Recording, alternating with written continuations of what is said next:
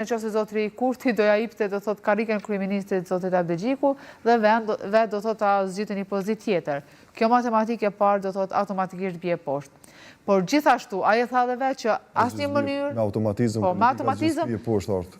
Edhe dytë ajo edhe tha ato që se ka thënë në fushat vija të kuqe me lëvizje vendosje. E tham duket si term që ka përdorur në këtë konferencë. Kemi nuk bëjmë koalicion me kështu pak a shumë, tha me lëvizje. Nuk do bëjmë se kështu don. E dyta, tash nëse partisë së dytë në këtë rast do thotë do jepet e drejta, por edhe të tretë, se në momentin që s'bëhet partia e parë. Tash po i bëjmë gjithë ato kalkulimet e mundshme që mund të vinë. Është Bedri Hamza, i cili sigurisht edhe ai si partia e dytë do thotë fituese, nuk besoj që do ketë komoditetin t'ia lejë vendin zotit Abdegjiku për qeverisur nëse bëhet një koalicion opozitare, kanë fjalën.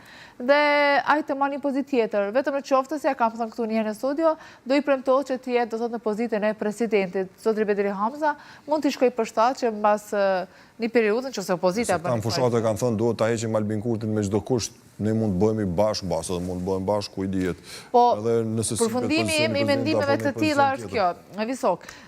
Fatkeqësisht asnjë subjekt, as i pari as i fundit, i partive politike në Kosovë nuk janë të shikuar interesin kombëtar apo shtetëror, po janë që tani kanë filluar të bëjnë kalkulime elektorale, politike, çka nëse shkojmë në zgjedhje të jashtëzakonshme, çka nëse nuk bëhet qeveria dhe çka nëse në moszgjedhjen e presidentit dhe presidentes, ku automatikisht do ja mundsoj do të shkojnë në zgjedhje të jashtëzakonshme, cila do jenë përqindja e votave të tyre, e jo në fakt cili do jetë zhvillimi i shtetit të Kosovës. Zoti Pozhari.